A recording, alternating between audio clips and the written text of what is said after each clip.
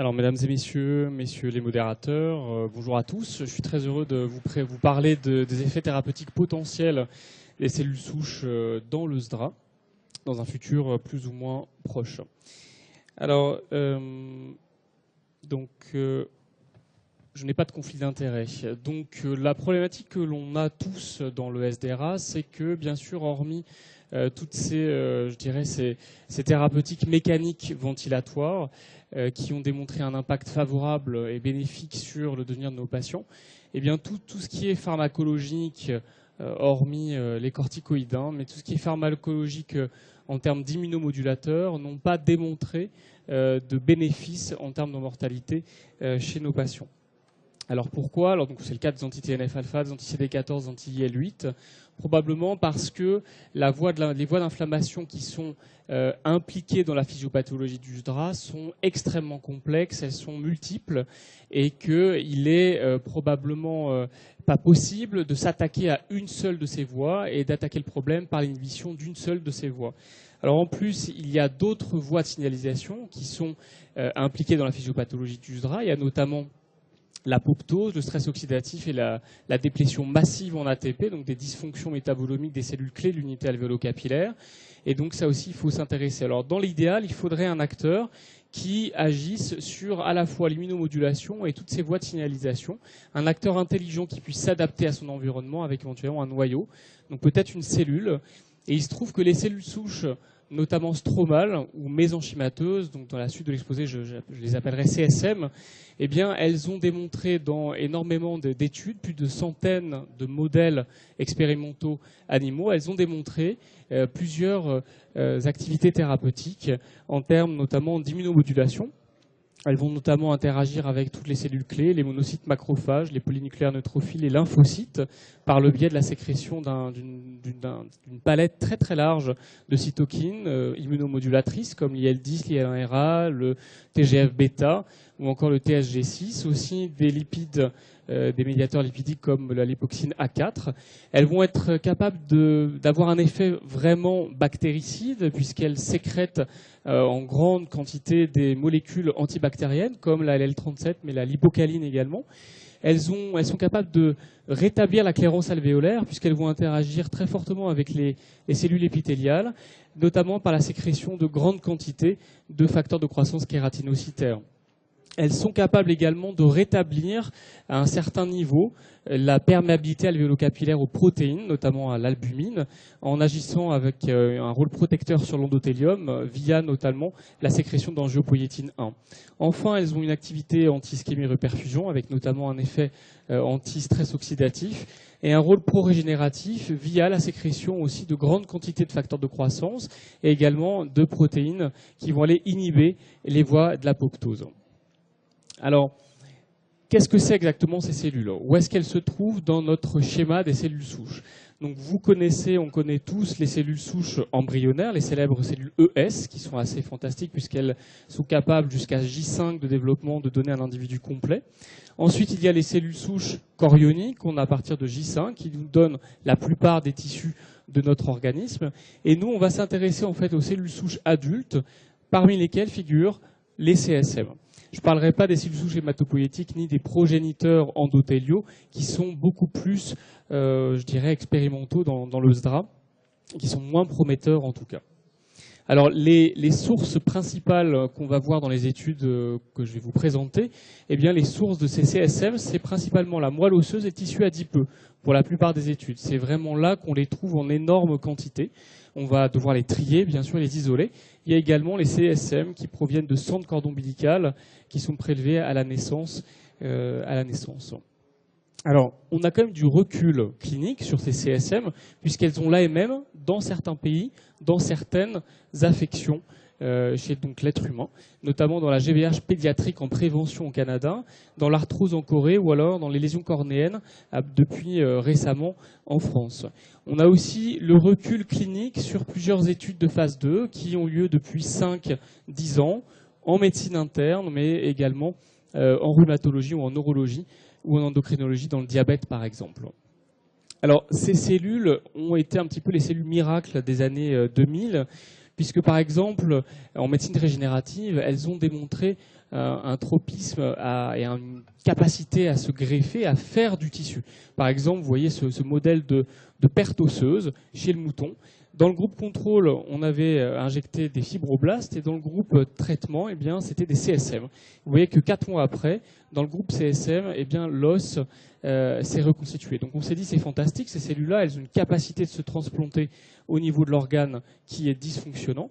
Elles vont reconstituer de l'organe qui ne fonctionne pas. Alors pas du tout. Puisque après, quand on regarde ce qui se passe là-dedans, mais il n'y en a plus. En fait, elles sont complètement clairées, a priori, et ça c'est une convergence de toutes les études, de tous les modèles expérimentaux, elles sont clairées par l'organisme receveur. Donc il suffit que quelques heures, quelques jours de présence de ces CSM pour qu'elles puissent exercer des effets thérapeutiques via une paracrinie, via une sécrétion de facteurs solubles et de vésicules extracellulaires notamment. Les scientifiques ont réussi à démontrer également que quand on injectait non pas et quand on administrait non pas la cellule elle-même, mais le surnageant qu'elle sécrète dans les boîtes de pétri ou dans les flasques, eh bien on reproduisait à l'identique tous les effets thérapeutiques. Donc c'était vraiment la démonstration de l'effet paracrine de ces cellules.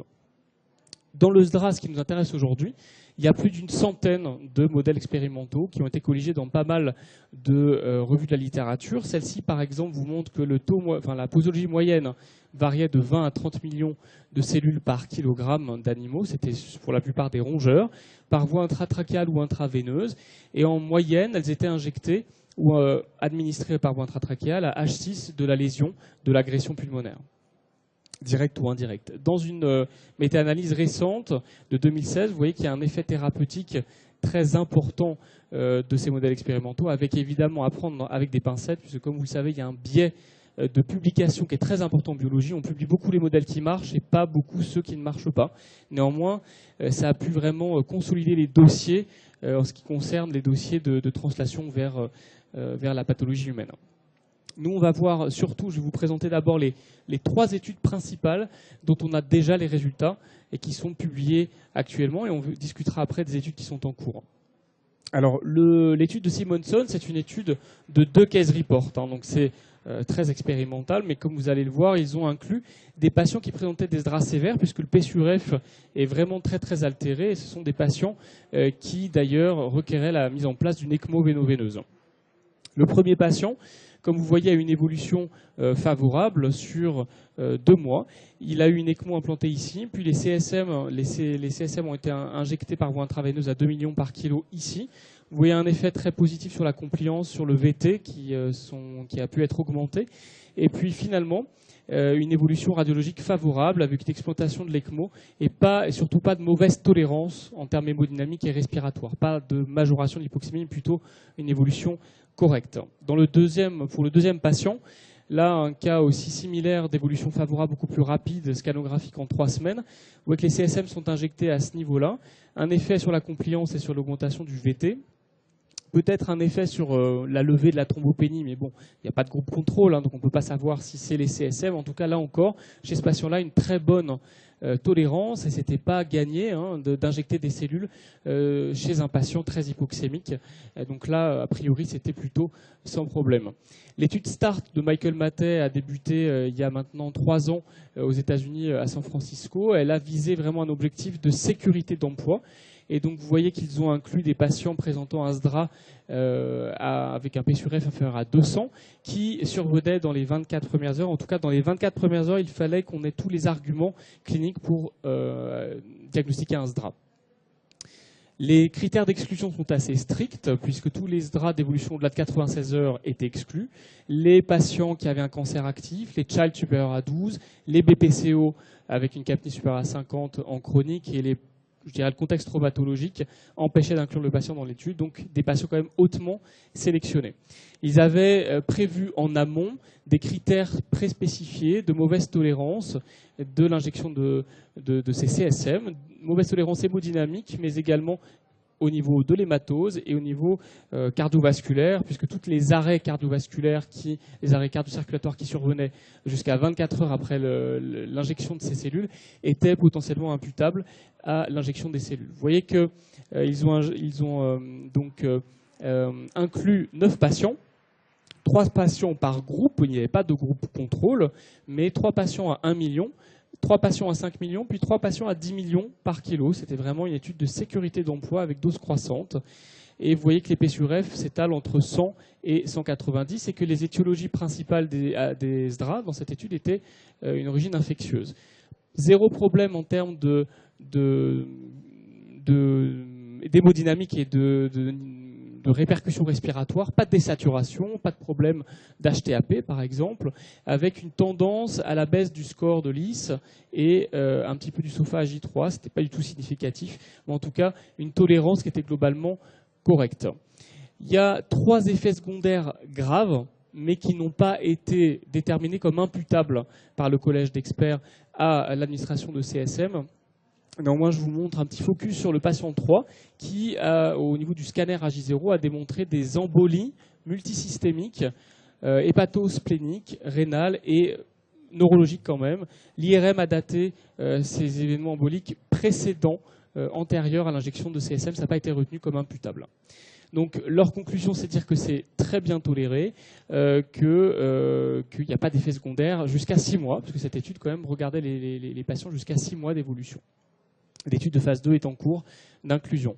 La deuxième étude maintenant est une étude cette fois-ci chinoise en double aveugle randomisé contrôlé avec un bras contrôle et un bras CSM. Vous voyez que là les patients ont été inclus 6 versus 6 dans le groupe contrôle et dans le groupe thérapeutique. Les P sur F sont un peu plus bas et c'est encore la pneumopathie qui domine dans les étiologies. Pas d'effet sur l'hématose, zéro effet significatif, pas d'effet sur les critères de jugement secondaires et pas non plus sur les biomarqueurs qui ont été dosés dans cette étude. Donc là encore, l'étude chinoise conclut à une très très bonne tolérance hémodynamique et respiratoire, même si le suivi était beaucoup plus court, c'était juste 1 mois après l'injection. Il n'y a pas d'effet bénéfique, mais en tout cas, évidemment, c'était complètement une étude qui n'était pas designée pour démontrer ce genre de conclusion. En tout cas, il n'y a pas, malheureusement, il n'y a pas d'effet dose-réponse. Il n'avait fait qu'un groupe avec 1 million par kilo en termes de posologie. Alors, quand on reprend ce qu'on discutait, donc là, on a présenté les résultats des études qui sont disponibles actuellement. Maintenant, Simonson est en train d'inclure 10 patients dans une étude randomisée contrôlée ouverte. Michael Mattei est en train d'inclure 60 patients qui est bientôt terminée, donc résultat dans 1 an. Il y a une autre étude britannico-américaine qui est en train d'inclure 36 patients avec, dans le groupe thérapeutique, un système multisystème qui est une espèce de mélange de CSM avec d'autres progéniteurs endothéliaux. On attend les résultats dans 1 an. 2 études chinoises dont on attend les résultats en 2016 et en 2017. Enfin, en tout cas, on n'a pas les résultats publiés encore pour l'instant. Vous voyez qu'il y a très peu de stratification dans ces études, malheureusement. Et une étude coréenne qui est là est une étude ouverte avec un seul groupe. Donc il y a au moins 6 études. Ça va être très très important et de regarder ça dans les 2-3 années à suivre pour voir si l'axe thérapeutique sera continué ou pas. En conclusion, eh bien, les CSM sont efficaces, en tout cas in vitro, in vivo chez l'animal et ex vivo même. Je ne vous ai pas montré, mais il y a des modèles ex vivo de poumons humains dans lesquels on a un effet thérapeutique très très fort. Il y a une bonne tolérance dans les études de phase 1 qui sont publiées chez les patients très hypoxémiques, donc plutôt un dossier de sécurité qui est encourageant pour poursuivre cet axe de recherche. On a quand même 10 ans de recul sur de l'emploi de ces cellules à des fins thérapeutiques, et également dans des études de phase 2 pour les autres pathologies dans les autres spécialités médicales. C'est fondamental d'attendre 2018-2019. Il faudra revoir ça à un prochain congrès de l'ASRLF, notamment les 5 études comparatives dont 3 sont en double aveugle. Donc vraiment, je dirais, une méthodologie assez solide, même s'il y a peu de patients. Ce sera quand même important de regarder ça de près.